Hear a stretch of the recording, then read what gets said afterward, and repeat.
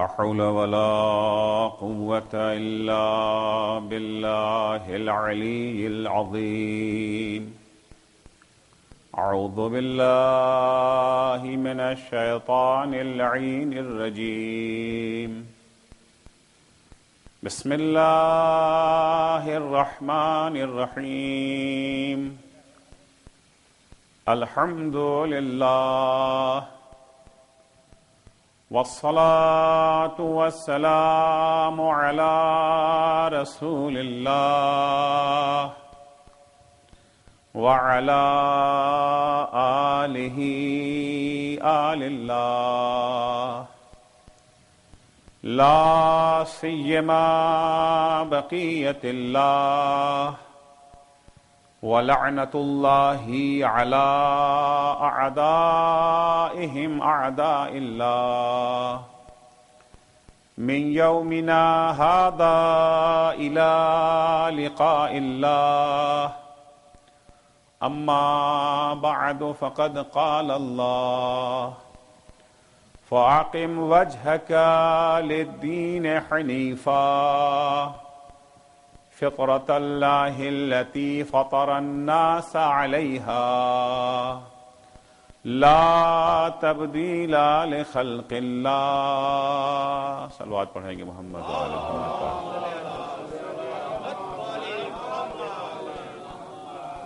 اس سے پہلے کہ میں اپنی آیات پیش کروں، درخواست ہے ایک سورہ فاتحہ کی اپنے مرحومین کے لیے، شہدائے اسلام، اور ان مرحومین کے لیے جن کا نام یہاں پر درج ہے. بسم اللہ الرحمن الرحیم. الحمد للہ رب العالمین الرحمن الرحیم مالک یوم الدین ایاک نعبد و ایاک نستعین اهدنا الصراط المستقیم صراط الذین انعمت علیہم غیر المغضوب علیہم ولا الضالین.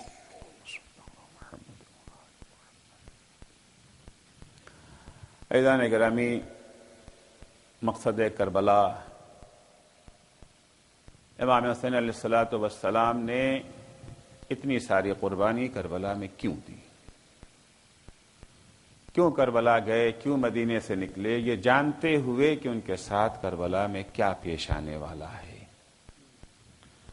وہ مصیبتیں، وہ مظالم جنہیں تصور کر کے بھی انسان تڑپ جاتا ہے.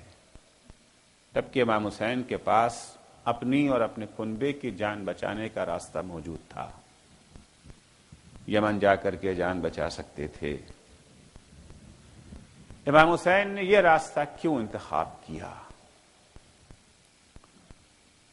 مختلف اسباب. ایک سبب تھا کہ اگر حسین ابن علی یمن چلے جاتے یا مدینے میں بیٹھے رہ جاتے، کوئی قدم نہ اٹھاتے، کربلا نہ آتے، حسین کی زندگی تو بچ جاتی،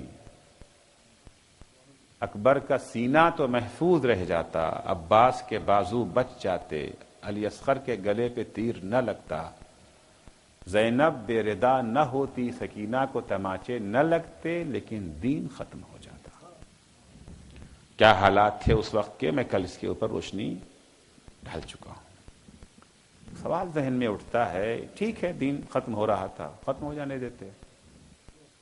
کیا اتنا قیمتی ہے دین؟ دین کیا اتنا اہم ہے؟ دین اتنا قیمتی ہے کہ اس کے لیے حسین کو قربان ہونا پڑے گا؟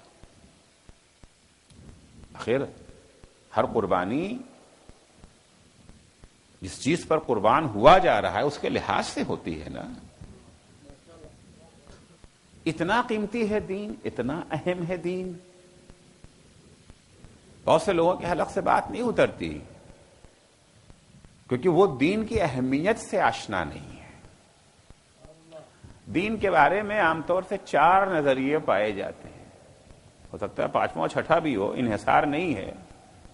4 نظریے عام طور سے پائے جاتے ہیں. ایک یہ کہ دین ایک خرافات کا نام ہے.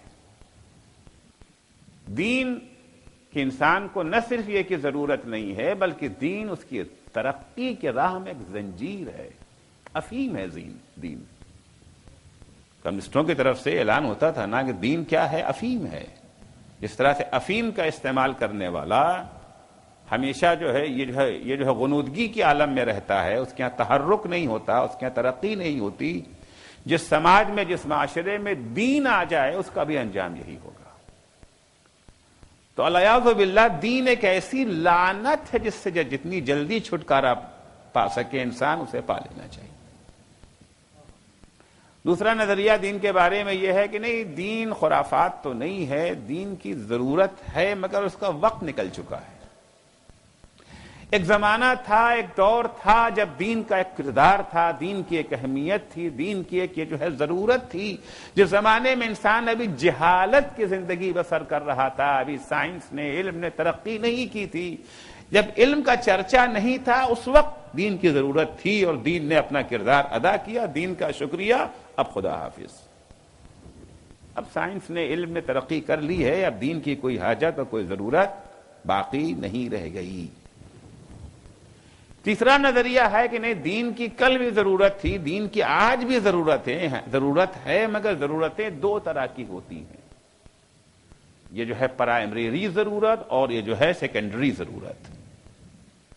کچھ چیزیں وہ ہیں جو انسان کی جو ہے بنیادی ضرورت ہیں، کچھ چیزیں یہ ثانوی حیثیت کی حامل ہیں۔ مثال کے طور پر کھانا، غذا، یہ انسان کی جو ہے بنیادی ضرورت ہے، اس پر سمجھوتا نہیں ہو سکتا۔ شکاگو کوئی صاحب آئے، ان کو رہنے کی جو ہے وہ جگہ نہیں مل رہی ہے، آپ نے کہا جی ہمارے گھر آ جائیے، مگر شرط یہ ہے کہ آپ کھانا نہیں کھائیں گے، نہ ہمارے گھر نہ گھر سے باہر، آپ کھانا نہیں کھائیں گے۔ آپ کہیں گے بھائی صاحب میں سڑک پہ سو جاؤں گا مگر آپ کے گھر میں آنے کو تیار نہیں۔ اس پر سمجھوتا نہیں ہو سکتا، جو کھانا نہ کھائیں گے تو ہماری حیات ختم ہو جائے گی۔ لیکن اگر وہ یہ شرط لگا دیں کہ صاحب ٹھیک ہے اب ہمارے گھر میں آئیں گے، رہیں گے، تو مگر چاول نہیں کھائیں گے، آپ کو چاول نہیں کھانا، آپ گوشت نہیں کھائیں گے، اب کوئی بھی ایسی چیزیں، تو ظاہر سی بات کھانا یہ جو ہے بنیادی حیثیت کا حامل ہے، مگر کیا کھائیں؟ دال کھائیں، قورمہ کھائیں، بریانی کھائیں، اسٹو کھائیں، حلیم کھائیں، یہ ثانوی حیثیت کی چیز ہے، اس میں سمجھوتا کیا جا سکتا ہے، اس میں سمجھوتا ہو سکتا ہے۔ کہتے ہیں کہ دین کی ضرورت تو ہے مگر یہ جو ہے بنیادی ضرورت نہیں ہے، بلکہ دین ایک ثانوی ضرورت ہے ہماری۔ اگر حالات ٹھیک ٹھاک ہیں، نارمل ہیں، کہیں ہماری زندگی سے ٹکراؤ نہیں ہے دین کا، تو کوئی بات نہیں ہے، نماز بھی پڑھ لیں گے، روزہ بھی رکھ لیں گے، حج بھی کرائیں گے، بنیادی ضرورت نہیں ہے۔ چوتھا نظریہ دین کے بارے میں کہ دین یہ جو ہے بنیادی ضرورت ہے ہماری، باقی دین کے مقابلے میں ساری چیزوں کی ثانوی حیثیت ہے، دین کی اب بنیادی حیثیت ہے، پرائمری پوزیشن ہے دین کی، یہ جو ہے سیکنڈری نہیں ہے جس کے بارے میں سمجھوتا کیا جا سکے۔ ہر چیز کے بارے میں سمجھوتا ہو سکتا ہے لیکن دین کے بارے میں سمجھوتا نہیں ہو سکتا۔ ہر مصیبت قبول کی جا سکتی ہے مگر دین کی مصیبت قبول نہیں کی جا سکتی۔ یہ وہ نظریہ ہے جو اہل بیت کا نظریہ ہے، یہ وہ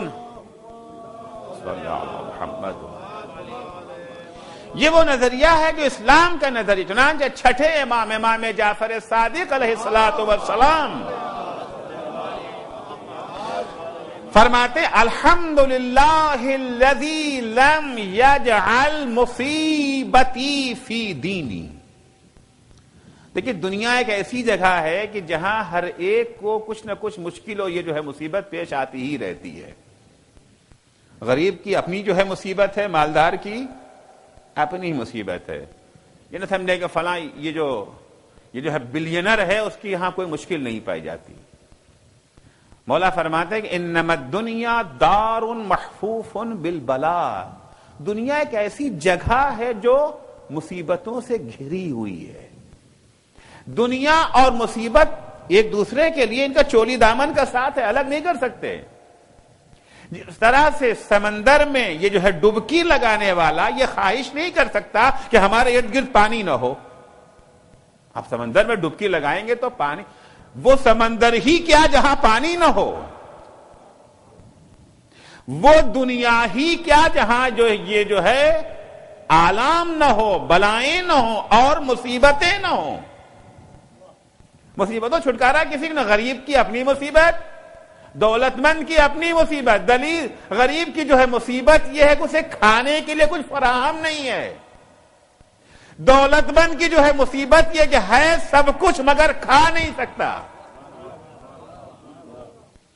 دسترخوان سجا ہوا ہے، میٹھی میٹھی چیزیں رکھی، بسم اللہ، نہیں ہم شوگر پیشنٹ ہیں، ڈائبٹیز ہے، نہیں کھا سکتے، تلی ہوئی چیزیں رکھی ہوئی ہیں، چکن فرائی اور پتہ نہیں کیا ڈگا الا بلا، وہ سارے کھانے جن کے نام آپ ہم سے زیادہ اچھا جانتے ہیں، بہتر جانتے ہیں، سب کھانا رکھا ہوا، کھا لو بھائی، نہیں ہم تو ابلی ہوئی سبزی کے علاوہ کچھ کھا ہی نہیں سکتے، نمک بھی بند ہے، چکنا بھی بند ہے، فنا بھی بند ہے، یہ جو ہے کولیسٹرول بڑھا ہوا ہے، کیا کیا بڑھا ہوا، یہ ساری بیماریاں عام طور سے امیروں کی یہاں ہوتی ہیں، نہ غریبوں کی یہاں کہاں ہوتی ہیں۔ ان کی اپنی مصیبت، ان کی اپنی مصیبت۔ دنیا میں کوئی ایسا نہیں ہے جو بلاؤں میں گھرا نہ ہو، حتیٰ اولیاء خدا، بلکہ جتنا اولیاء خدا کا درجہ بڑھتا جاتا ہے ان کی بلائیں بھی بڑھتی جاتی ہیں، مصیبتیں بھی بڑھتی جاتی ہیں۔ البلاء للولا مقولہ ہے، البلاء للولا۔ بظاہر سی بات ہے مصیبتیں اہل بیت کے ہاں بھی آتی تھیں، ائمہ طاہرین رحمہ السلام کے یہاں بھی یہ جو ہے مصیبتیں آتی تھیں، مگر اہل بیت کی یہاں ساری مصیبتیں تھیں مگر دین والی مصیبت نہیں تھی، مصیبتیں دین نہیں تھی ان کے ہاں، دین میں کوئی کھوٹ، کوئی کمی۔ ہمارے یہاں مصیبت ہے رات میں سوئے صبح اٹھے نماز قضا ہو چکی تھی، یہ ایک مصیبت ہے نا، اگرچہ ہم لوگ اسے مصیبت نہیں سمجھتے، ہمیں احساس نہیں ہوتا کیا کھو دیا ہم نے۔ اہل بیت کی نہیں، امام فرماتے الحمدللہ الذی لم یجعل مصیبتی فی دینی، مصیبتیں ہمارے یہاں آئیں، ہمیں قید و بند کی زندگی جو ہے بسر کرنی پڑتی ہے، ہم پر پانی بند ہوا، ہمارا محاصرہ ہوا، ہمیں زخمی کیا گیا، ہمیں قتل کیا گیا، ہمیں اسیر کیا گیا، ہمارے گھروں کو جلایا گیا، یہ ساری مصیبتیں ہیں، لیکن اللہ کا شکر ہے ہمارے یہاں کبھی دین کی مصیبت نہیں آئی، ہمارے دین میں کبھی کوئی کمی، کوئی کھوٹ، کوئی لغزش پیدا نہیں ہوئی۔ الحمدللہ الذی لم یجعل، یعنی اہل بیت کی نگاہوں میں یہ مصیبتیں ہی نہیں ہیں۔ اصل جس چیز کی طرف توجہ ہے وہ یہ ہے کہ دین ہمارا محفوظ رہ جائے، لیکن بہرحال ہیں دنیا میں ایسے افراد جن کو دین کی مصیبت نظر نہیں آتی ہے۔ اگر بزنس میں لاس ہو گیا تو یہ مصیبت ہے، اور اگر دین کا گھاٹا ہو گیا، روزہ نہیں رکھا عمدن بلا وجہ، نمازیں یہ جو ہے چھوٹ رہی ہیں، قضا ہو رہی ہیں، اس بات کے اوپر والدین کو صدمہ ہوتا ہے کہ میرے بچے کا نمبر کم آ گیا امتحان میں، لیکن اس بات کی ان کو صدمہ نہیں ہوتا ہے کہ ہماری بیٹی کا حجاب کم سے کم تر ہوتا جا رہا ہے، ہمارا بیٹی کا حجاب کم سے کم تر ہوتا جا رہا ہے، ہمارا بیٹا جو ہے دینی میدان میں پیچھے تھا، مزید جو ہے اور پیچھے ہوتے جا رہا ہے، ہمیں اس کا افسوس نہیں ہوتا ہے، لیکن اگر اہل بیت کی ثقافت دیکھیں گے، اہل بیت کی تہذیب دیکھیں گے، ان کے ہاں کیا ہے، ان کے ہاں ہر چیز میں کو ہے تقدم، کس چیز کو حاصل ہے، دین کو حاصل ہے، وہ نعمتیں چاہتے ہیں، ایسا نہیں کہ اسلام نعمتوں کا مخالف نہیں ہے، مال و دولت کو اسلام نعمت سمجھتا ہے، صحت نعمت ہے، عزت نعمت ہے، شہرت نعمت ہے، لیکن وہ ان چیزوں کو نعمت اگر سمجھتے بھی ہیں تو خدمت دین کے لیے نعمت سمجھتے ہیں۔ وہ دولت نعمت ہے جو دین کے کام آ جائے، وہ عزت نعمت ہے جو دین کے کام آ جائے، وہ شہرت نعمت جو دین کے کام آ جائے، وہ اقتدار نعمت جو دین کے کام آ جائے، لیکن اگر دولت کہیں دین سے ٹکرا جائے، عزت و شہرت کہیں دین سے ٹکرا جائے، عزت و شہرت و دولت و منصب و اقتدار کو ٹھوکر مار دیں گے، دین کو گلے لگا لیں گے۔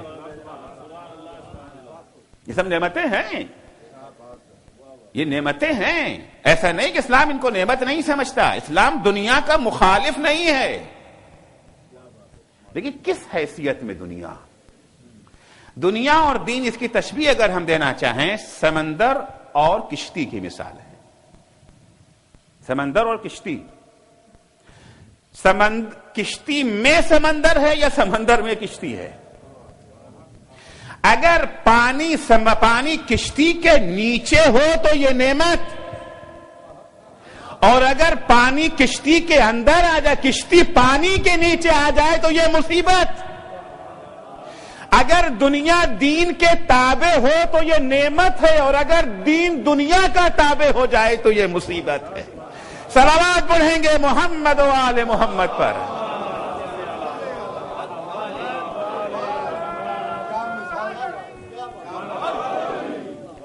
الحمدللہ الذی لم یجعل مصیبتی فی دینی. دنیا چاہیے، دنیا کا مخالف نہیں اسلام. الدنیا مزرعۃ الآخرہ، آخرت میں درجات پانے کے لیے دنیا ہے، ورنہ آدم کو دنیا میں بھیجا کیوں جاتا؟ بغیر دنیا میں رہے ہوئے وہاں کچھ نہیں ملنے والا ہے. الدنیا مزرعۃ الآخرہ، دنیا آخرت کی کھیتی ہے. الدنیا متجر اولیاء اللہ، دنیا اولیاء خدا کی تجارت کی جگہ ہے. عزیزو کبھی کھیت مقصد نہیں ہوتا، مقصد وہ جو فصل ہوتی ہے وہ مقصود ہے.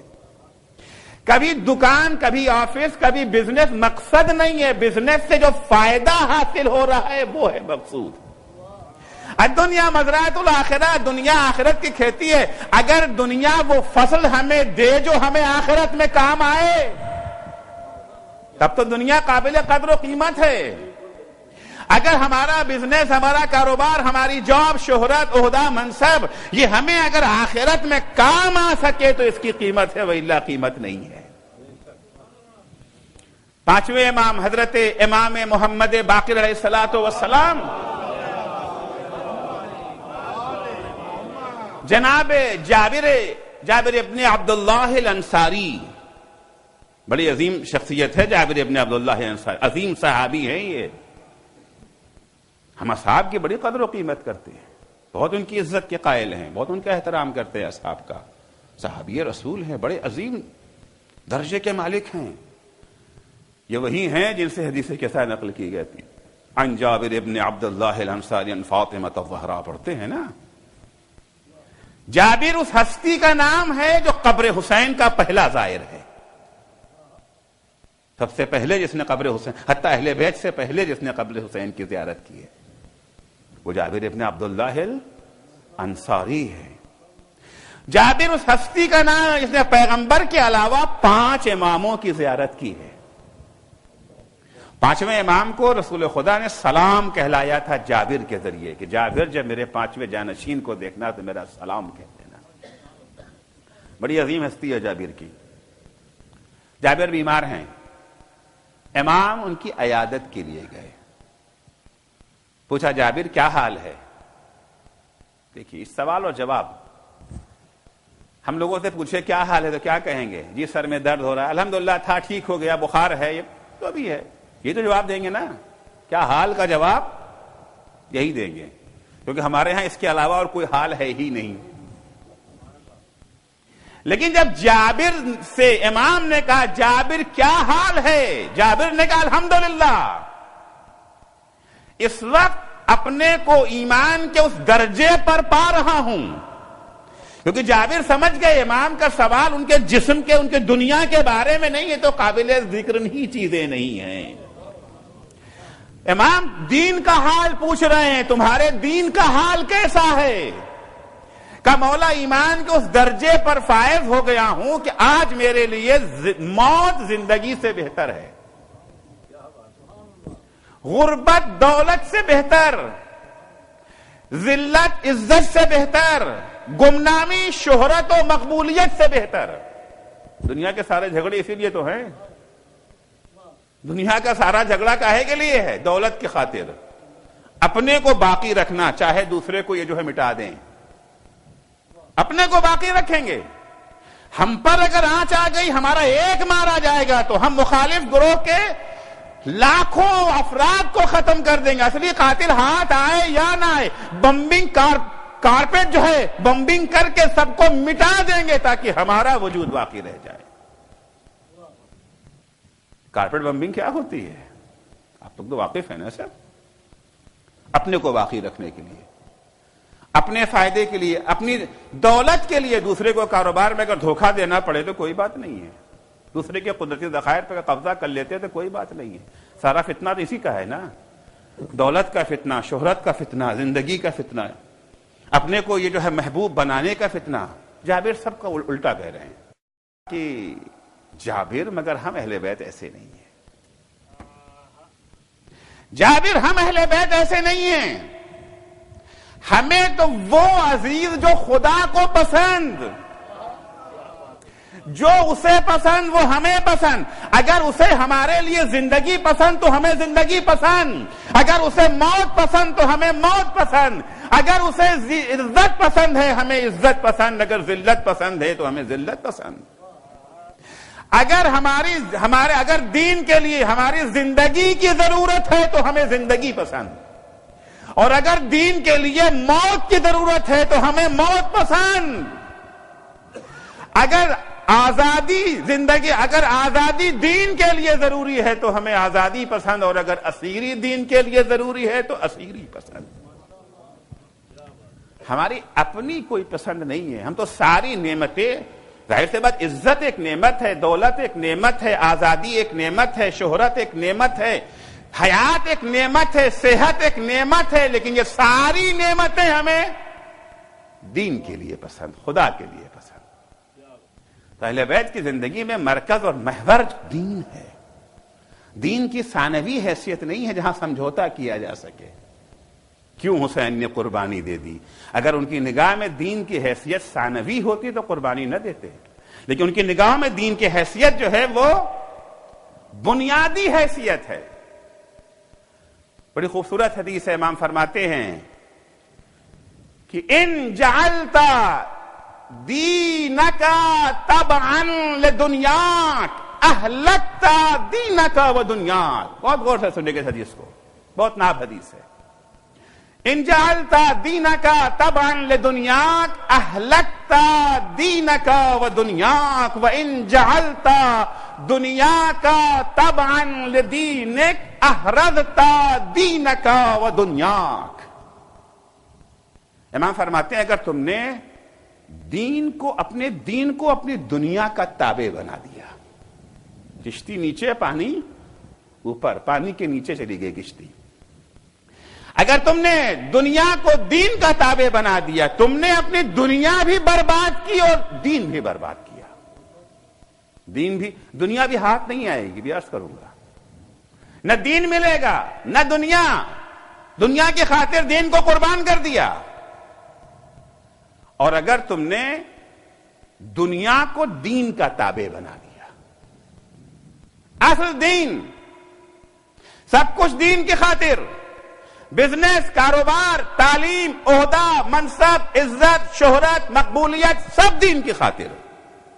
دولت چاہیے مگر دین کے لیے، عزت چاہیے مگر دین کے سائے میں.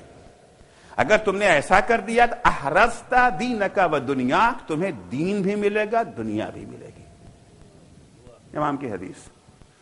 اب اس کو ذرا عملی زندگی میں آ کر کے دیکھیں. اس کا بہترین نمونہ کربلا ہے. ایک طرف شہدائے کربلا ہیں، ایک طرف عمر سعد ہے. عمر سعد نے اپنے دین کو دنیا کا تابع بنا دیا، اپنے دین کو دنیا کا تابع بنا دیا. جس وقت کربلا فوج بھیج رہا تھا ابن زیاد، یہ جو ہے کمانڈر چاہیے تھا. مقابلہ کس سے؟ حسین سے مقابلہ ہے نا. تو ایسا کمانڈر چاہیے تھا جو بہرحال حسین کے جو ہے مقابلے میں آ تو سکے، اس کا نام تو ہو سکے، ایسا نامور چاہیے تھا. اس نے عمر سعد کا انتخاب کیا. عمر سعد ابن وقاص کا بیٹا ہے، فاتح قادسیہ. بڑا نام، اس کا بھی نام تھا، بہت شہرت تھی. عمر سعد کو طلب کیا، عمر سعد تمہیں کربلا جانا ہے حسین کا کام تمام کرنے کے لیے. اس نے کہا کیا بکواس کر رہے ہو؟ میں اتنا گھنونا کام کروں گا؟ میں اپنے ہاتھوں کو فرزند زہرا کے خون میں آلودہ کروں گا؟ ہرگز ہرگز. میں اتنا بڑا گناہ کرنے کو تیار نہیں ہوں. میں تو رہ جا رہا ہوں. مجھے یزید نے رے کا گورنر بنایا ہے، فرمان دیا ہے. کہاں ہے فرمان؟ دیکھیں تو. ابن زیاد نے فرمان لے لیا، رکھ لیا اپنے پاس. کہا پہلے کربلا پھر رہے، پہلے کربلا پھر رہے. کربلا جا کے حسین کا کام تمام کرو، تب تمہیں رے کی حکومت ملے گی، ویلا نہیں ملے گی. یہاں پہ دنیا دین سے ٹکرا رہی ہے. دنیا کو دین کا ماتحت بنانا ہے یا دین کو دنیا کا ماتحت؟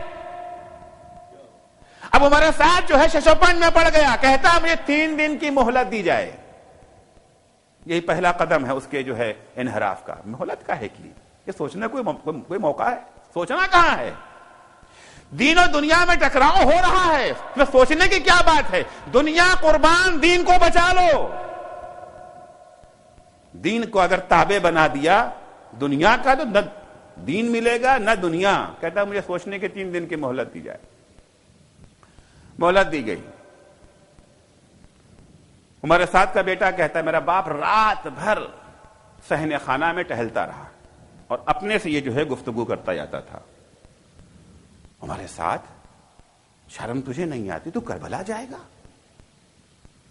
ارے کس کے مقابلے میں؟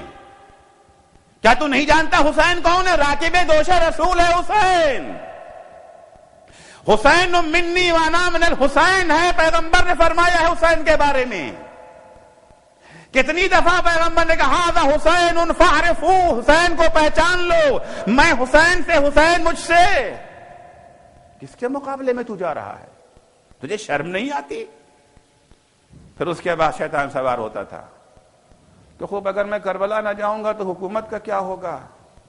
حکومت رائے اگر مل گئی 7 پشتیں چین اور آرام سے کھائیں گی. رائے کی حکومت کا معمولی حکومت تھوڑی ہے. پھر اس کا کیا ہوگا؟ کوئی بات نہیں، بعد میں توبہ کر لیں گے. اور کیا پتا کہ جنگ ہو ہی جائے، اور اگر میں نہ جاؤں گا تو کوئی نہ کوئی تو جائے گا ہی، اور کوئی اور جائے گا تو شاید وہ مجھ سے زیادہ ظلم کرے گا، لہذا بہتر ہے کہ میں چلا جاؤں، کم سے کم کچھ ظلم میں کمی تو آ جائے گی. کس طریقے سے شیطان تانے بانے بن رہا ہے. آخر میں اس نے فیصلہ کر لیا کہ کربلا جائیں گے. اس نے اپنے دین کو دنیا کا تابع بنا دیا. دین کو دنیا کا تابع بنا دیا. کیا کہتے ہیں امام؟ ان جعلت دینک تبعا لدنیاک اہلکت دینک و دنیاک. نہ تجھے دین ملے گا نہ تجھے دنیا ملے گی. آیا عمر سعد کربلا میں. کربلا میں آنے کے بعد یہ جو ہے گفتگو شروع کرتا ہے امام سے اپنے خیال میں کہ ہم جنگ کو روک دیں گے، جنگ نہ ہو، تاکہ جنگ نہ ہونے پائے. آ کے امام کو سمجھاتا ہے. گمراہی کا اگلا قدم، امام کو سمجھایا نہیں جاتا، امام سے سمجھا جاتا ہے. امام کو سمجھایا نہیں جاتا ہے، امام سے سمجھا جاتا ہے. امام کہے کیا ہے تو سنو اور اطاعت کرو. امام کو جو ہے مت سمجھاؤ. آج بھی ہمارے ہاں امام تو موجود نہیں، ہمارے معصوم، اگر نائب امام تو موجود ہے نا. ہم نائب امام کو سمجھانا چاہتے ہیں، نائب امام سے سمجھنا نہیں چاہتے. انہوں نے کہا وہ ہماری منشا کے مطابق وہ چلیں، ہم ان کی منشا کے مطابق نہیں چل سکتے. آگے امام کو سمجھا رہا ہے کر لیجئے بیعت، کیا جاتا ہے، 4 دن کی بات ہے، بعد میں دیکھا جائے گا. امام اسے سمجھا رہے ہیں، یہ امام کو سمجھا رہا ہے. بڑا خوبصورت جملہ ہے سرکار سید الشہداء حضرت امام حسین علیہ الصلوۃ والسلام کا. فرماتے ہیں من حاول امرا بمعصیت اللہ فہو افوت لما یرجو واسرع لما یحضر. انسان اگر اپنا مقصد اللہ کی معصیت، اللہ کی نافرمانی کے ذریعے حاصل کرنا چاہے گا، جو چاہتا ہے اسے نہیں ملے گا. جس چیز سے بھاگ رہا ہے اسی کا شکار ہوگا. جو چاہتا ہے ملے گا نہیں. عمر سعد امام کو سمجھا رہا ہے، امام عمر سعد کو سمجھا رہے ہیں کیا چاہیے تجھے؟ مال دنیا چاہیے، ہم تجھے دیں گے. تو کہتا ہے ہمیں تو رے کی حکومت چاہیے. وہ کہاں آپ کے پاس ہے؟ آخر میں امام نے کہا جا، تجھے رے کا گیہوں کھانا نصیب نہ ہوگا. کہتا ہے کوئی بات نہیں، میں جو کھا لوں گا. یہ جو ہے مذاق اڑاتا ہے امام کا، میں جو کھا لوں گا. اب آئیے وہاں پر کربلا میں آیا، امام کو سمجھانے کی کوشش، گفتگو ناکام، آخر جنگ شروع ہوئی. عمر سعد نے پہلا تیر پھینکا ہے کربلا میں اور کہا گواہ رہنا کہ میں نے پہلا تیر پھینکنے والا میں ہوں. اور ایسے ایسے ظلم کیے عمر سعد نے جیسے سوچا بھی نہیں جا سکتا تھا. کاہے کے لیے؟ رائے کی حکومت کی خاطر. امام نے فرمایا تھا کہ جو اللہ کی معصیت کے ذریعے اپنا مقصد حاصل کرنا چاہے گا فہو اقوت لما یرجو، جو چاہتے ہو وہ نہیں ملے گا، واسرع لما یحذر، عمر سعد بھاگنا چاہتا تھا غربت سے، فلاکت سے، یہ جو بدنامی سے بھاگنا چاہتا تھا، راستہ کیا انتخاب کیا؟ گناہ کا راستہ، معصیت کا راستہ انتخاب کیا، دین کو دنیا کا تابع بنا دیا۔ امام کہتے ہیں اہلکتا دینکا و دنیا، دین بھی گیا دنیا بھی گئی۔ پلٹ کے کوفے میں جب آتا ہے ابن زیاد کے پاس، لا میرا فرمان میں جاؤں رہے، ابن زیاد کہتا ہے کہ میں نے سنا ہے تم کربلا میں حسین سے خفیہ ملاقاتیں کیا کرتے تھے، کہا تم سے کیا مطلب ہے، تمہارا کام تو ہو گیا، میرا فرمان دو۔ ابن زیاد کہتے نہیں، تجھ پر بھروسہ نہیں کیا جا سکتا، تو قابل اعتماد شخص نہیں ہے۔ اس نے وہیں پر فرمان پھاڑ کر کے پھینک دیا، اہلکتا دینکا و دنیا، دین بھی گیا دنیا بھی گئی۔ اور شہدائے کربلا نے دنیا کو لات مار دیا تھا، حر نے سپاہ سالاری کو لات مار دیا تھا نا، آخرت بھی مل گئی، حرملا کا نام بھی لیا جاتا ہے، حر کا نام بھی لیا جاتا ہے، حر کو کہا جاتا ہے سلام اللہ علیہ، حرملا کو کہتے ہیں لعنت اللہ علیہ۔ دین بھی گیا دنیا بھی گئی، صلوات پڑھیں گے محمد و آل محمد پر۔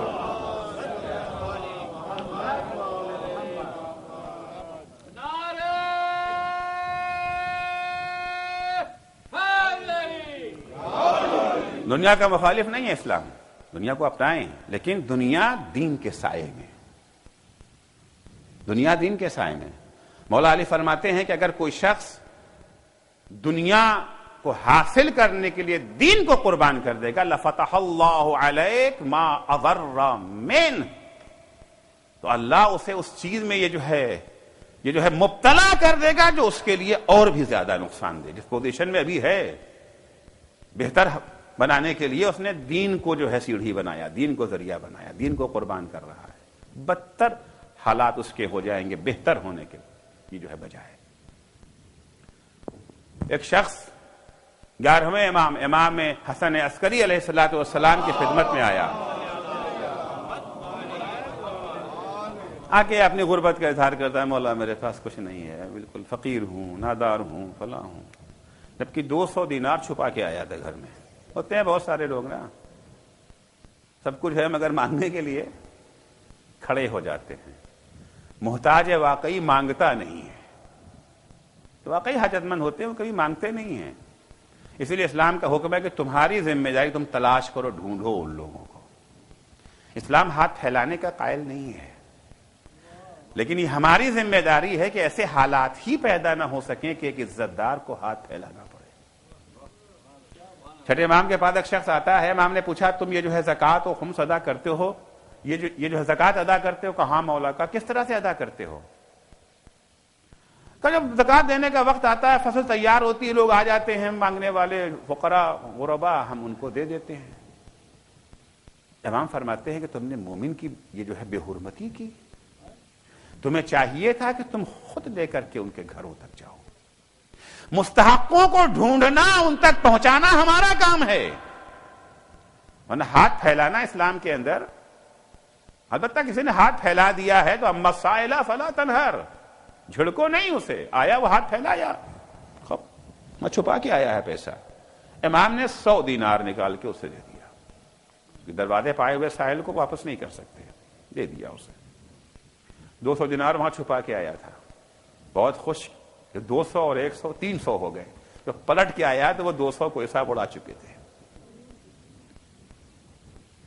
ما اضر من لفتح اللہ علیہ ما اضر من، خدا اس چیز سے اسے دوچار کر دے گا کہ جو اس سے زیادہ اس کے لیے نقصان دہ ہے۔ تو دنیا کو ہمیشہ دین کا تابع بنا دینا چاہیے، اس وقت دنیا کو حاصل کرے ممدوح۔ پیغمبر اسلام صلی اللہ علیہ وآلہ وسلم کا ایک صحابی ہے جس کا نام ہے سعد ایک صحابی ہیں پیغمبر کے، یہ سعد ابن وقاص نہیں، اس کے علاوہ ہیں، سعد ابن معاذ بھی نہیں، ایک اور سعد ہیں، بڑے مقدس، بڑے دیندار، ہمیشہ نماز جماعت میں پہلی صف میں، جماعت سے گھنٹہ 2 گھنٹہ پہلے ہی آ جاتے تھے، مگر آدمی بڑے غریب، بڑے مفلس. پیغمبر کو ان کی یہ جو ہے غربت و افلاس دیکھ کر کے بڑا دکھ ہوتا تھا. عرض کیا کہ اسلام پسند نہیں کرتا ہے کہ اس کے ماننے والے غریب ہوں، یہ جو ہے مفلس ہوں. کوشش ہونا چاہیے کہ ہم اپنے دین کے ساتھ ساتھ ہماری مالی حالت بھی اچھی حالت ہو، ہم ایک ترقی یافتہ قوم ہوں، ہم ایسی قوم بن جائیں کہ دوسرے یہ جو ہے دیکھ کر کے رشک کرے ہمارے اوپر. علم میں، ٹیکنالوجی میں، سائنس میں، ہر میدان میں ہمیں جو ہے وہ ترقی کرنا چاہیے، لیکن جتنا ہم اس میدان میں ترقی کریں اس سے زیادہ ہمارا دین ترقی پانا چاہیے. پیغمبر نے اس کی حالت کو دیکھا، بڑا رنج ہوتا تھا پیغمبر کو کہ ہمارا یہ صحابی کیوں اتنا غریب ہے، کھانے کو بھی نہیں ہے، کپڑا پہننے کو بھی نہیں ہے، مفلس ہے. ایک دن پیغمبر رنج و اندوہ میں بیٹھے ہوئے تھے کہ اچانک جبریل نازل ہوئے کہ یا رسول اللہ، خدا سلام کے بعد یہ کہہ رہا ہے، کیا آپ چاہتے ہیں کہ سعد کی حالت بدل جائے، غربت سے دولت آ جائے؟ ہاں جبریل، میں یہی چاہتا ہوں. کہا تو اللہ نے یہ 2 درہم بھیجے ہیں، آپ سعد کو دے دیجئے، اس سے وہ کاروبار کرے، انشاءاللہ برکت ہوگی اور وہ دولت مند بن جائیں گے. جب سعد آئے نماز کے لیے، رسول خدا نے نماز کے بعد سعد سے پوچھا، سعد تمہیں کاروبار بزنس وغیرہ کرنا آتا ہے؟ کہ رسول اللہ آتا تو ہے مگر کیپٹل نہیں ہے، سرمایہ نہیں، پونجی نہیں، کیسے کروں گا؟ تو اس کا انتظام ہم کیے دیتے. 2 درہم نکال کے رسول خدا نے سعد کو دیا، سعد نے اس سے کاروبار شروع کیا. اب آپ دیکھیں کہ خدا کی طرف سے بھیجا ہوا، جبریل کا لایا ہوا، پیغمبر کے ہاتھوں سے یہ جو ہے گزرا ہوا درہم، اس میں برکت تو ہونی تھی. اب وہ دن دونی رات چوگنی ترقی ہوتی گئی، 2 درہم سے 10 درہم، 20 درہم، 100 درہم، کاروبار بڑھ گیا ان کا. مسجد ہی کے پاس دکان خرید لی. مسجد کے پاس دکان اور مکان ہونا نعمت بھی ہے اور رحمت بھی ہے، یاد رکھیے گا. نعمت ہے اور ساتھ ساتھ رحمت بھی ہے، کیونکہ مسجد کے قریب آ جانے کے بعد ذمہ داریاں بڑھ جاتی ہیں. اس تفصیل میں یہ جو ہے فی الحال نہیں جاؤں گا، کیونکہ مسجد کے پاس آنے کے بعد کیا ذمہ داریاں ہیں. پہلے سعد نے دکان وہیں کھول لی. وہ سعد جو پہلے نماز سے گھنٹہ 2 گھنٹہ پہلے آ کے بیٹھ جایا کرتے تھے، اب آہستہ آہستہ مسجد سے دور ہونے لگے. بغل میں دکان ہے. اب ہونے یہ لگا کہ جب اذان ہوئی تب وہ آئے، اس کے بعد جب اقامت ہونے لگی تب آنے لگے، اس کے بعد جب رسول خدا نماز شروع کر چکے تب آنے لگے، اور منزل آگے بڑھی. اب جب پیغمبر یہ جو ہے رکوع میں چلے گئے تھے، یا اللہ کہہ کے شامل ہو رہے ہیں، ہوتے ہوتے دوسری رکعت میں، تیسری رکعت میں، چوتھی رکعت میں ایک زمانہ وہ بھی آیا کہ نماز میں آنا ہی ختم کر دیا. کاروبار چمک رہا ہے، دولت آ گئی ہے، نماز میں آنا ختم کر دیا انہوں نے. پیغمبر کو بہت افسوس ہوا، رنج ہوا. پوچھا پیغمبر نے سعد سے کہ سعد یہ کیا ہے بھائی، نماز سے تم غافل کیوں ہو، جماعت میں تم آتے کیوں نہیں، مسجد کے جو ہے بغل میں تمہاری جو ہے دکان ہے، اذان و اقامت کی تم آوازیں سنتے ہو، جماعت میں نہیں آتے. پیغمبر نے فرمایا ایک مرتبہ کہ سلموا علی الیہود والنصارى ولا تسلموا علی یہود امتی. یہودیوں کو سلام کرنا چاہو تو کر دینا، عیسائیوں کو سلام کرنا چاہو تو کر دینا، میری امت کے یہودیوں کو سلام مت کرنا. قیل یا رسول اللہ من ہؤلاء، یہودیوں کو تو ہم پہچانتے ہیں، عیسائیوں کو تو پہچانتے ہیں، یہ جو ہے مسلمان یہودی کون ہوتا ہے؟ یہ تو بالکل نہیں اصطلاح، یہ جو ہے مسلمان یہودی کون ہے؟ قیل ومن ہؤلاء یا رسول اللہ، یا اللہ کے رسول بتائیں گے آپ کی امت کے یہودی کون ہیں؟ قال من استمع الاذان والاقامہ ولم يحضر الجماعہ. مسجد کے پاس موجود ہے، جہاں نماز ہو رہی وہاں موجود ہے، امام باڑے میں موجود ہے، نماز ہو رہی، اذان کی آواز سن رہے ہیں، اقامت کی آواز سن رہے ہیں، اور جماعت میں حاضر نہیں ہوتے. اکثر دیکھا جاتا ہے سینٹر میں بہت سارے لوگ موجود ہیں، نماز کا وقت ہوا، یہ جو ہے صفیں لگ گئی ہیں، کچھ لوگ آئے جماعت میں، باقی کے افراد نماز سے دور. اکثر ہمارے ہندوستان میں، پاکستان میں بھی ایسے ہی ہوتا ہوگا، ہم نے نہیں دیکھا. وہاں پر امام باڑے بنتے تھے اور امام باڑے کے بغل میں ایک مسجد بنتی تھی. ہمیشہ دیکھا ہوگا کہ مسجد کا سائز امام باڑے کے سائز سے چھوٹا ہوتا تھا، کیونکہ حسن زن تھا نا پہلے سے. اتنی بڑی بنا کے کیا کریں گے؟ پیغمبر فرماتے ہیں من استمع الاذان والاقامہ ولم يحضر الجماعہ، امت کے یہودی وہ ہیں ساتھ تم آتے کیوں نہیں ہو نماز میں؟ کہتے یا رسول اللہ کیا کریں؟ اب یہ بلال تو وقت دیکھتے نہیں، اللہ اکبر اذان دینا شروع کر دیتے ہیں. اب دکان پہ ہم بیٹھے، گاہک آیا ہوا ہے، میں نے اسے کوئی سامان بیچا ہے. اب ظاہر سے بات ہے سامان بیچنے کے بعد پیسہ تو لیں گے نا، یہ برباد تو نہیں نہ کر دیں گے اپنا مال کے سامان دے کے چلے آئیں گے، پیسہ نہ لیں گے. یا ہم نے سامان بیچا ہے یا ہم نے سامان خریدا ہے، اسے سامان خرید لیا ہے، اب اسے پیسہ تو دینا ہے نا. یہ تو نہیں کر سکتے پیسہ دیے بغیر چلے آئیں. اس لیے میں نماز میں نہیں آ پاتا، بزنس میں اتنا مصروف ہو گیا ہوں، وقت کہاں ملتا ہے. ہر چیز کے لیے وقت ہے، نماز جماعت کے لیے وقت نہیں ہے. بڑا دکھ ہوا پیغمبر کو کہ سعد اتنا گر گیا. اس نے اپنی دنیا کو دین کا تابع جو ہے بنانے کے بجائے دین کو دنیا کا تابع بنا دیا. کشتی پانی کے نیچے چلی گئی ہے، پیغمبر رنجیدہ بیٹھے ہوئے ہیں. اتنے میں جبریل امین پھر نازل ہوئے. یا رسول اللہ آپ بہت یہ جو ہے غمزدہ ہیں، کیا بات ہے؟ کیا کریں سعد کی یہ حالت؟ کہا یا رسول اللہ پہلی والی حالت بہتر تھی یا یہ والی؟ پہلی والی یا یہ والی؟ رسول نے کہا پہلی والی. بنیادی حیثیت دین کی ہے، پرائمری پوزیشن دین کو حاصل ہے، دنیا کو نہیں. اگر دنیا دین کے تابع ہے تو دنیا زندہ باد، لیکن اگر دنیا یہ چاہے کہ دین کو اپنا غلام بنا دے تو وہ دنیا مردہ آباد. وہی والی کیفیت جو پہلے تھی وہ زیادہ بہتر تھی. کہ یا رسول اللہ تو پھر سعد سے کہیے کہ وہ 2 درہم جو دیا تھا واپس کر دے. پیغمبر گئے سعد کی دکان پر، سعد نے دیکھا رسول اللہ آیا، خوش ہو گئے، برکت اور بڑھے گی. رسول اللہ آئے ہماری دکان پہ، آئیے آئیے حضور. ہمارے ہندوستان کے سلام یہ جو ٹھنڈا پیش کریں یہاں گرم. رسول اللہ نے کہا نہ ٹھنڈا نہ گرم، وہ 2 درہم. بھائی تم کو 2 درہم جو میں نے دیے تم نے، ارے رسول اللہ 2 کیا 1000 لے لیجئے. حضور نے کہا نہیں بس وہی 2، زیادہ نہیں چاہیے. 2 درہم واپس، الٹی گنتی ان کی شروع. سارا کاروبار تباہ ہو گیا ان کا. ان جعلت دینک تبعا لدنیاک اہلکت دینک و دنیاک وان جعلت دنیاک تبعا لدینک احرزت دینک و دنیاک.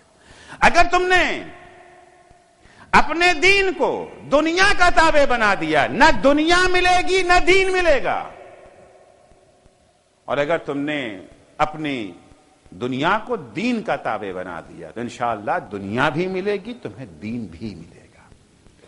بہت سارے لوگ کہتے ہیں ہم تو دیکھ رہے ہیں ہمارے بزنس میں خوب ترقی ہو رہی ہے، ہم نماز پڑھتے ہیں، نہ روزہ رکھتے ہیں، فلاں کرتے ہیں. آپ دنیا سے سمجھا کیا؟ فقط پیسے کاہے کے لیے چاہیے؟ پیسہ کوئی خود پیسہ جو ہے مقصد تو نہیں نہ ہے. خوشگوار زندگی کے لیے پیسہ چاہیے. کیا واقعاً یہ دولت آنے کے بعد زندگی خوشگوار ہو گئی ہے؟ سکون سے نیند آتی ہے؟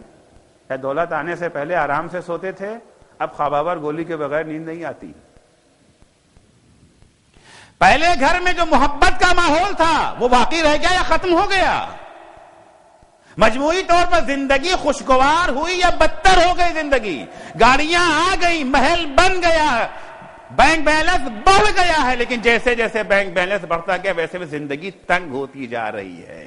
من اعرض عن ذکری، جو ہمارے ذکر سے منہ موڑے گا ہم کیا کریں گے؟ اس کی زندگی کیا معیشتہ ضنکا، تنگ کر دیں گے اس کی زندگی کو. تو اگر ہم نے یہ جو ہے بنیادی حیثیت اور یہ جو ہے پرائمری پوزیشن دین کو دیا ہے تو یہ ہے تہذیب اہل بیت، یہ ہے ثقافت اہل بیت، یہ ہے فرہنگ اہل بیت. ایک شخص تھا جو ہر سال حج کرنے جاتا تھا. جب حج کے لیے جاتا تھا تو امام جعفر صادق علیہ السلام کی زیارت کے لیے بھی جاتا تھا. کئی سال ہو گیا تھا وہ نہیں آیا امام کی زیارت کے لیے. اسی کے گاؤں سے، اسی کے شہر سے ایک شخص آیا امام کی زیارت کے لیے. امام نے اس کے بارے میں پوچھا کیف حالو، اس کا حال کیا ہے؟ کہ مولا اس کا حال اچھا نہیں ہے، کاروبار اس کا ذرا سا خراب ہو گیا ہے، کچھ یہ جو ہے پریشانیوں کا شکار ہے، غربت کا شکار ہے، اسی لیے حج میں آ بھی نہیں پا رہا ہے، آپ کی زیارت کو نہیں پہنچ رہا ہے. امام نے کہا میں اس کے کاروبار کے بارے میں نہیں پوچھ رہا ہوں، کیف دینو، اس کا دین کیسا ہے، اس کے عقائد کیسے ہیں، نماز روزے کا حال کیا ہے؟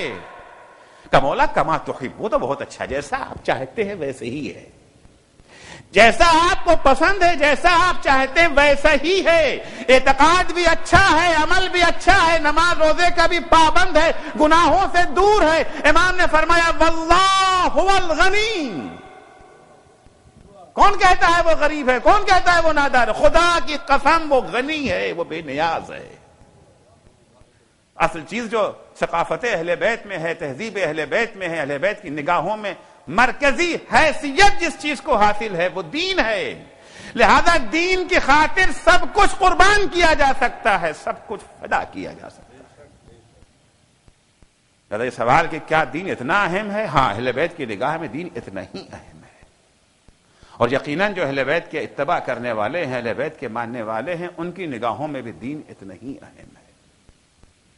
وہ ہر چیز کو قربان کر سکتے ہیں. شہدائے کربلا کا نعرہ یہی تو تھا نا، مولا ایک زندگی کیا، 1000 زندگی بھی اگر ملے تو آپ پر سے قربان کرنے کو تیار ہے. ایک زندگی کی کیا قیمت ہے؟ تو جب اپنی یہ جو ہے زندگی قربان کرنے کے لیے تیار ہے تو پھر مال و دولت کیا چیز ہے؟ ائمہ علیہ السلام مال و دولت کی اہمیت نہیں تھی ان کی نگاہ میں. جس وقت امام حسین کربلا جا رہے تھے، ایک شخص ہے حر ابن یزید جعفی، حر یہ جو ہے ریاحی الگ ہے، یہ الگ ہیں. راستے میں ان کا گھر پڑتا تھا. امام نے راستے کو تھوڑا کچ کیا، ان کے گھر تک گئے، دروازے تک گئے اور ان کو دعوت دی کربلا چلنے کی. تو کربلا جانے کے لیے بلایا. انہوں نے کہا کہ دیکھیے ٹھیک ہے آپ کا مشن صحیح ہے، آپ برحق ہیں، مگر بہرحال میرے کاروبار ہیں، کھیت ہے، کھلیان ہے، بال ہے، بچے ہیں، چھوڑ کے نہیں جا سکتے ہیں. ہاں اتنا کر سکتے ہیں آپ کو، یہ میری تلوار لے لیجئے، یہ میری ذرا لے لیجئے، یہ میرا گھوڑا لے لیجئے، یہ پیسہ لے لیجئے. بہت سے لوگ ہوتے ہیں نا، دین ان کا فقط دولت کی حد تک ہے، چندہ دے دیں گے، ڈونیشن آگے آگے. اس کے بعد بزنس میں، کاروبار میں، عام زندگی میں انہیں دین سے واسطہ نہیں. امام نے کہا میں گھوڑا لے کے کیا کروں گا، میں تلوار لے کے کیا کروں گا، مجھے تیری ضرورت ہے، مجھے تو اگر آنا چاہتا. کہا نہیں میں تو آنے سے معذور ہوں. نہ آیا. کربلا میں شہادت امام حسین ہو گئی. اس کے بعد کربلا جا کے سر پیٹتا تھا، روتا تھا، سعادت میرے دروازے پر آئی تھی، اے کاش میں بھی حسین کے ہمراہ شہید ہو گیا ہوتا. لیکن افسوس کرنے سے کیا ہوتا ہے، گزر چکا موقع. ایک دعوت اسے دی ہے حسین نے، اور ایک دعوت حبیب کو دی ہے حسین نے. ایک دعوت حبیب کو حسین نے دی ہے. ان جعلت دینک تبعا لدنیاک اہلکت دینک ودنیاک وان جعلت دنیاک تبعا لدینک احرزت دینک ودنیاک. حر نے ٹھکرا دیا امام کی دعوت کو، لیکن ایک دعوت حسین نے حبیب کو دیا ہے. دونوں کا مقدر دیکھیے. جب کربلا میں امام حسین پہنچ گئے ہیں، عمر اسعد کی فوج میں دن بدن اضافہ ہوتا جا رہا ہے. خبر آتی ہے آج فلاں آیا، آج فلاں آیا، آج فلاں آیا. ایک دفعہ ثانیہ زہرا اپنے بھیا کے پاس آتی ہیں، بھیا آپ کا کوئی مددگار نہیں ہے؟ بھیا آپ بھی تو اپنے ناصروں کو دعوت دیجئے، بلائیے. کہاں ہے کیوں نہیں، میرا ایک بچپن کا دوست حبیب ہے. بڑی دوستی تھی دونوں میں، بڑی محبت تھی حبیب کو حسین سے، اور بڑی معرفت تھی حبیب کو حسین کی، بچپن ہی سے ہے کہ امام حسین جب چلتے تھے بچپنے میں تو حبیب امام حسین کے قدموں کی خاک اٹھا کر کے اپنی آنکھوں پہ لگاتے تھے. میرا ایک دوست ہے حبیب کو خط لکھا، الی الرجل الفقیہ. کیا مقدر ہے حبیب کا کہ امام انہیں رجل فقیہ کا لقب دے رہے ہیں. حبیب ابن مظاہر، اے حبیب فرزند زہرا کربلا میں اشقیاء کے ڈرغے پہ گھرا ہوا ہے، حبیب کیا میری مدد کو نہ آؤ گے؟ خط لکھ چکے۔ جناب زینب نے کہا بھیا کیا لکھا ہے؟ امام نے خط پڑھ کے سنایا۔ جناب زینب کہتی بھیا اس میں ایک جملے کا میری طرف سے اضافہ کر دیے کہ حبیب ارے آنے میں تاخیر مت کرنا، جلدی علاجل۔ قاصد کو خط دیا حسین نے، خط لے کر کے قاصد چلا۔ کوفے کے حالات یہ جو دگرگوں ہیں، ابن زیاد کا پہرا بڑا سخت ہے، حسین کے ایک ایک چاہنے والے یا قید کر لیے گئے ہیں یا کوفہ چھوڑ کر کے جا چکے یا گھروں کے اندر چھپے ہوئے خانہ نشین ہیں۔ قاصد کسی طریقے سے حبیب کے گھر تک پہنچا، دق الباب کیا۔ جس وقت دق الباب کیا، حبیب اپنی زوجہ کے ساتھ دسترخوان پر بیٹھے کھانا کھا رہے ہیں۔ آواز جب دق الباب کی آئی کا پوچھا کون؟ جواب ملتا ہے انا برید الحسین، میں حسین کا قاصد ہوں۔ یہ سننا تھا کہ حبیب خاموش۔ زوجہ نے کہا کیا ارادہ ہے؟ کیا ارادہ ہے؟ اٹھے گئے، خط لیا، آنکھوں سے لگایا، خط کو کھول کے پڑھا۔ حبیب فرزند زہرا دشمنوں کے نرغے میں گر گیا ہے۔ کوفے کے حالات بہت دگرگوں ہیں، ہر طرف جاسوس پھیلے ہوئے ہیں، کسی پر بھروسہ نہیں کیا جا سکتا، اعتماد نہیں کیا جا سکتا۔ حبیب گھر آئے، آ کر کے چپ چاپ دسترخوان پہ بیٹھ گئے۔ پوچھا حبیب کیا ہوا؟ کس کا خط تھا؟ کیا لکھا ہے آقا حسین نے؟ کہا لکھا ہے کربلا میں وہ دشمنوں کے نرغے میں گھر گئے ہیں، مدد کے لیے ہمیں بلایا ہے۔ کہا تو حبیب پھر کیا ارادہ ہے؟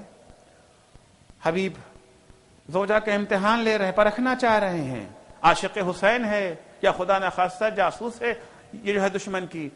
ہم سے کیا مطلب، دو شہزادوں کی جنگ ہے، دو شہزادوں کی جنگ میں ہم سے کیا واسطہ ہے؟ بس یہ سننا تھا۔ ایک دفعہ مومنہ نے کہا حبیب تجھے نواسے رسول بلا رہا ہے، تجھے تحمل ہے؟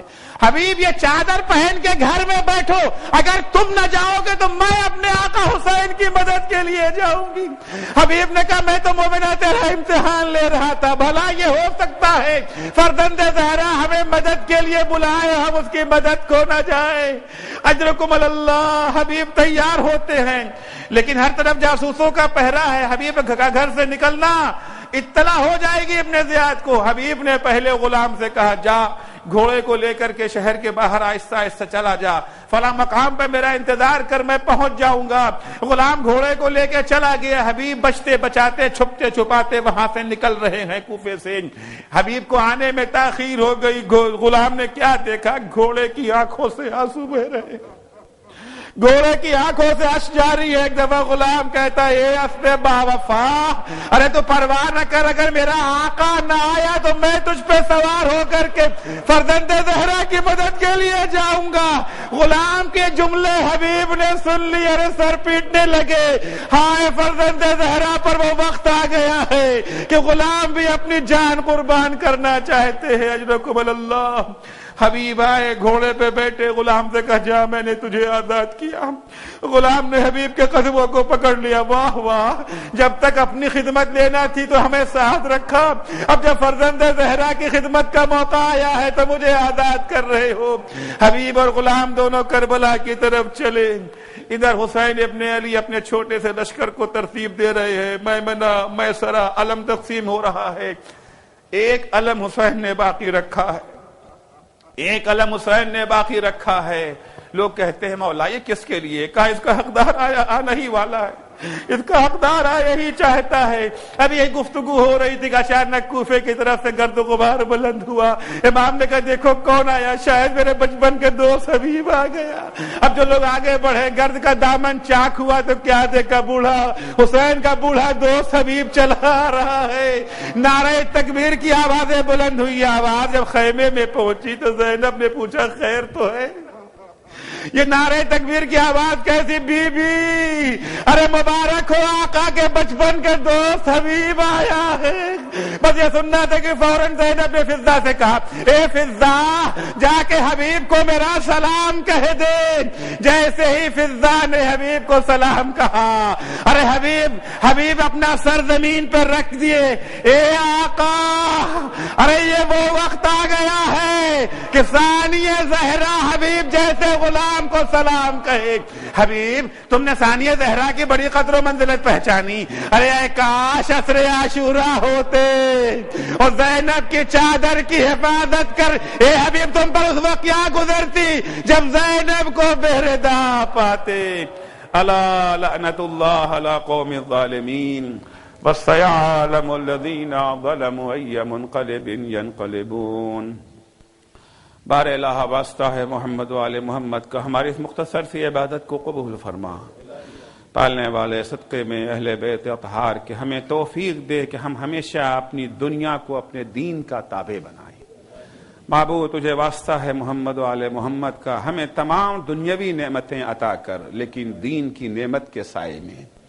معبود تجھے واسطہ ہے محمد و آل محمد کا، جو بیمار ہیں ان سب کو شفائے کاملہ عنایت فرما، جو مقروض ہیں ان کے قرضوں کو ادا فرما، جو پریشان حال ہیں ان کی پریشانیوں کو دور فرما۔ بار الہ واسطہ ہے محمد و آل محمد کا، جو بے اولاد ہیں انہیں نیک اور صالح اولاد عنایت فرما۔ بار الہ جو صاحب اولاد ہیں انہیں اپنی اولاد کی دینی تعلیم و تربیت کی توفیق کرامت فرما۔ بار الہ جو بے روزگار ہیں انہیں پاکیزہ اور حلال روزگار عنایت فرما۔ بار الہ جو صاحب روزگار ہیں انہیں اپنے غریب بھائیوں کی امداد کی توفیق کرامت فرما۔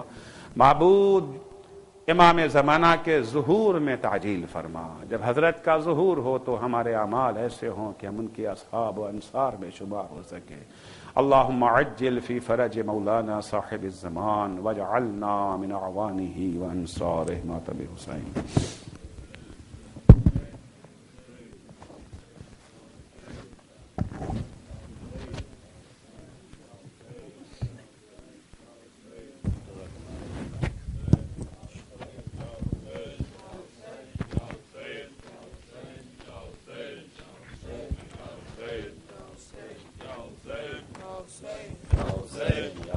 بسم اللہ